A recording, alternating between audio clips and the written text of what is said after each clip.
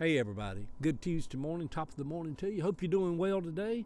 Thought I'd come sit outside this morning here in Atlanta. It's kind of nice this morning. The morning post this morning, and I'll tag Facebook and Instagram down here at the bottom of this. And we don't know if TikTok's going to be around a month from now. All the rumors swirling around, it might be being banned. So if you would, come over and follow me on one of the other sites, and we'll just keep on trucking no matter what happens. But Merry Christmas, everybody. We're just a week from Christmas now. The Morning Post, and I'm going to read this passage out of the book of Jeremiah in the 10th chapter, said, "Thus saith the Lord, learn not the way of the heathen, and be not dismayed at the signs of heaven. For the heathen are dismayed at them. For the customs of the people are vain. For one cutteth the tree out of the forest, the work of the hands of a workman. With the axe, they deck it with silver and gold. They fasten it with nails and with hammers, and that it move not." So I don't ever remember Mama putting up a Christmas tree. Maybe she did at one time, but I don't remember. But every morning when I wake up, I go down the list in my head to try to remember what day it is. I still think I have a sound mind, but sometimes I wonder. My brain likes to just wander off for a second every now and then. I say it's the devil. I think Mama and Granny and most of my aunts and all my kin folks never did the Christmas decoration things. Many Pentecostals were strictly against it. Even in Jeremiah, it warns about the traditions of heathens and pagans to not bring trees in the house and decorate them. We were raised up on a lot of that stuff. I decorate about every 3 years. I drag all my stuff out of the attic and put it out in front of the house and go get a little live tree and do it. And then I take about 2 years off because Christmas comes around way too often. This year, I have a little lit Frenchie in the dining room window. You may ask, what does a Frenchie have to do with the birth of Jesus? Well, it was Jesus' favorite dog. And you might say, that's not true, Eddie.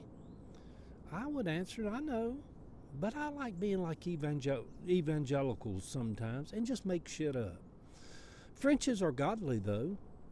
Well, all dogs are godly to me. I have never met a human that was as spiritual and godly as a dog. Go sit on the porch with the dog sometime, or have a trusted friend that goes with you for years through lives. Dogs are deeply spiritual creatures. All of the Christian traditions are just one big bag of paganism. But I like paganism, except for the Saints fans.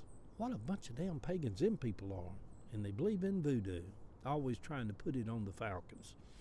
The Falcons did win last night, but man, God, they did not look good beating a bad team. I know Granny Bratcher never had a tree. I don't know if Granny Sellers ever had one. I used to think as a boy that a lot of people used pagan excuses because they were just stingy and didn't want to spend money and buy people little gifts. You know, poor people can be stingy also.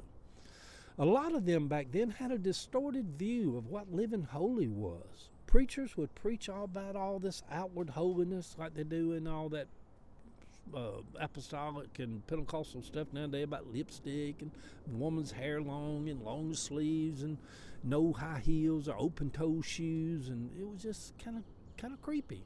It's still, you go in one of them churches today, if you're not used to being around it, you just kind of look around like, it's kind of creepy. It's very creepy. But a lot of them back then had a distorted view of what living holy was. Preachers would preach about outward holiness, but be sleeping with the neighbor's wife down the street. Now that seems like paganism. Maybe fun, but still paganism. They always said Holy Ghost sex was the best kind of sex.